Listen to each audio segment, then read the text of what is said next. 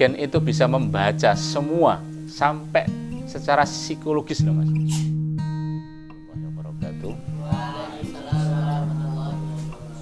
Alhamdulillah, syukurillah, salatu wassalamu ala rasulillah, la hawla wa la quwwata illa billah. Allahumma sholli ala sayyidina Muhammad wa ala alihi washabihi ajmain. Amma ba'du.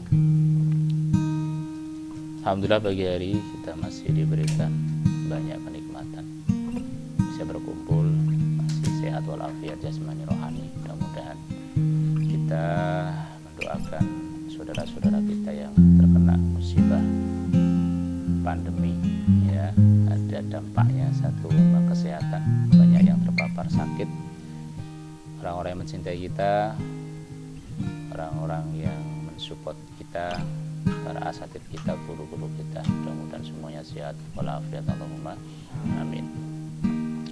Dampak yang kedua adalah ekonomi, mudah-mudahan semuanya diberikan kelancaran dalam usaha, kelancaran dalam mencari rezeki halalan thayyibah, dibukakan pintu rezeki dari langit dan dari bumi, dimudahkan semuanya, Allahumma amin ya rabbal alamin. Kita masuk pada sesi ngaji bersama.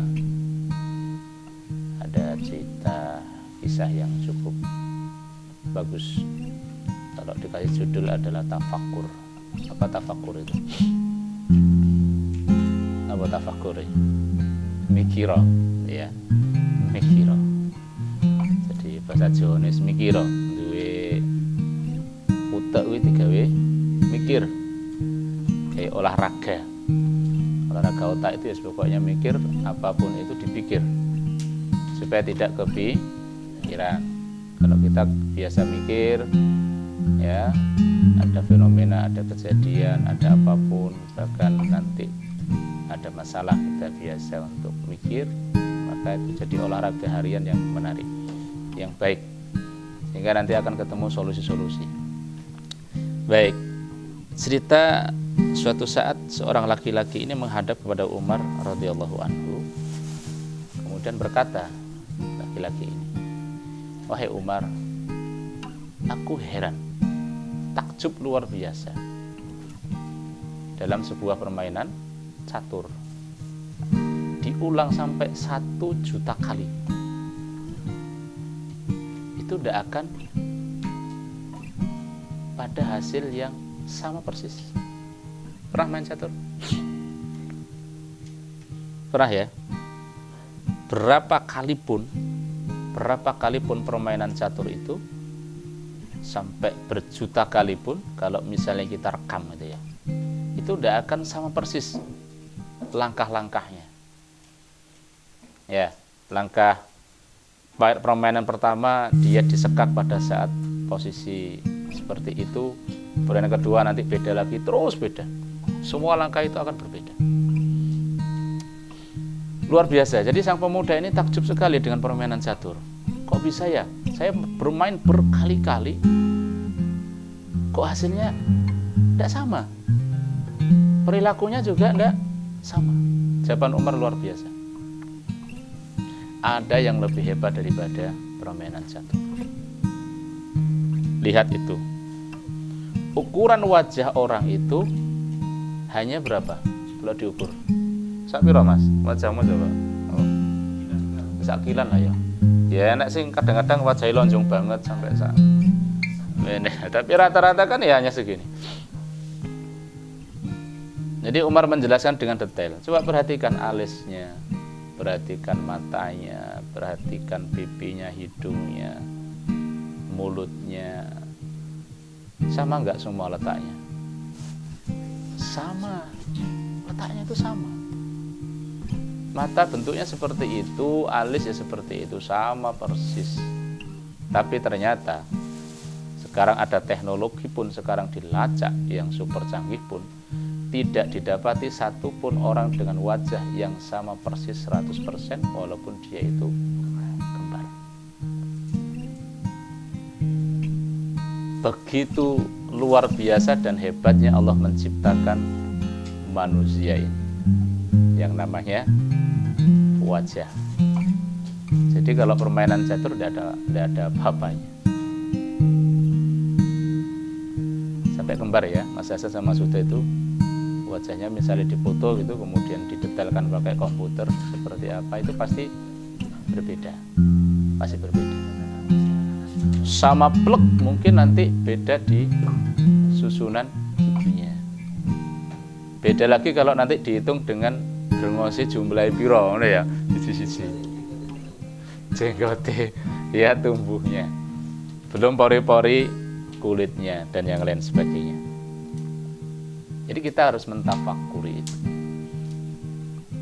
Kita harus mengambil semua hikmah yang Allah ciptakan kepada kita ini, kemudian akan timbul kekaguman, ketakjuban kepada Sang Pencipta, akan memompa keyakinan kita semakin dahsyat, sehingga nanti yang terjadi adalah rasa syukur. Ada yang pernah memperhatikan tangan ya, tangan kayak gini, luar biasa loh tangan ini. Sederhananya tangan itu punya kuku ya, tangan ini duwe kuku. Nah, kukunya hilang ngono, misalnya kukunya hilang, kuku yang ini hilang, ini kan sederhana banget ini, kukunya hilang. Coba antum ngopil, wah susah.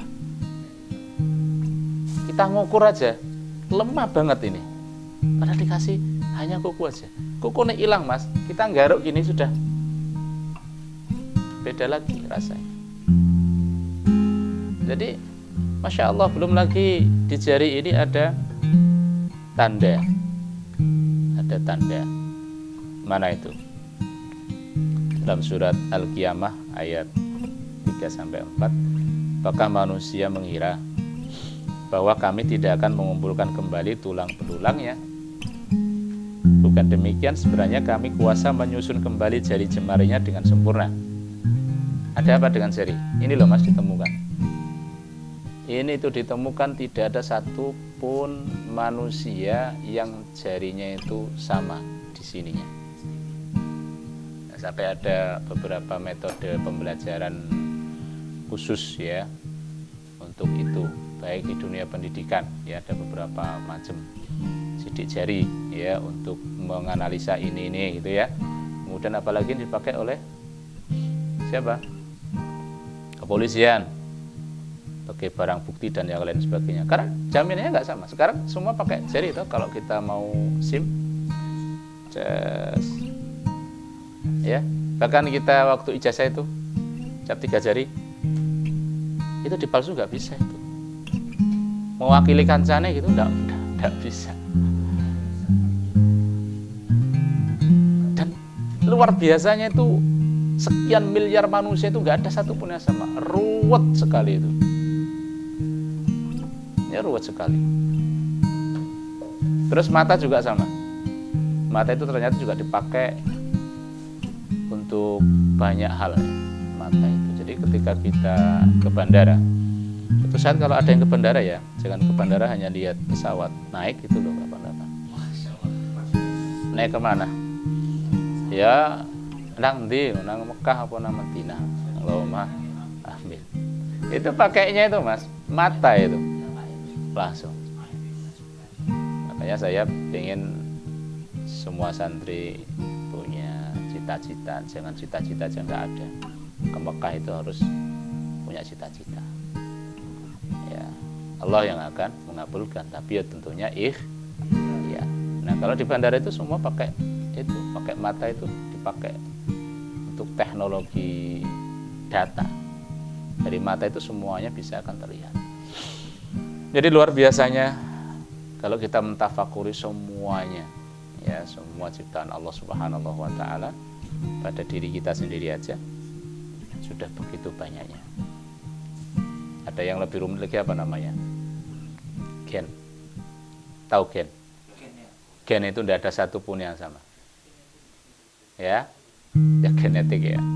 Dan gen itu bisa membaca semua sampai secara psikologis loh mas, itu bisa dibaca melalui gen yang letaknya sangat jero ya, sangat jero. Itu butuh alat khusus, yang membacanya pun juga butuh alat khusus.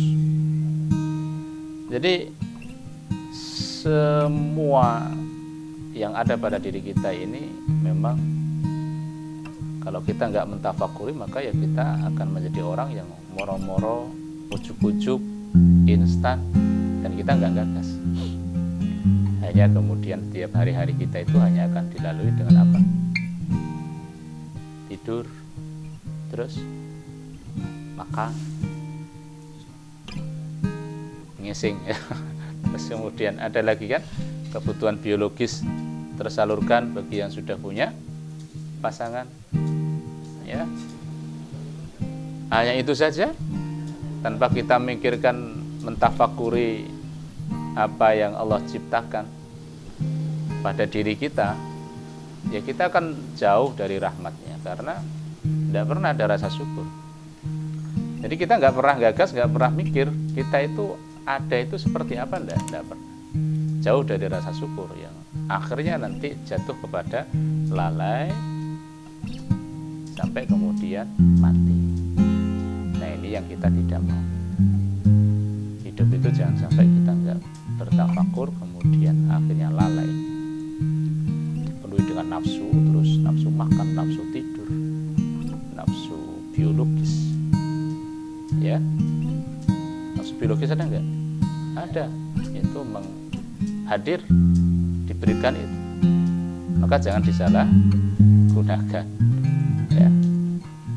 Jadi orang kalau hanya tujuannya hanya seperti itu saja, sudah dunia saja yang akan dipikirkan tanpa pernah memikirkan penciptaan Allah, dan makanya kemudian jauh dari Allah. Nah, ini butuh ilmu, ini tuh butuh ilmu. Maka ilmu-ilmu yang kita pelajari itu pastikan bermanfaat untuk akhirat kita.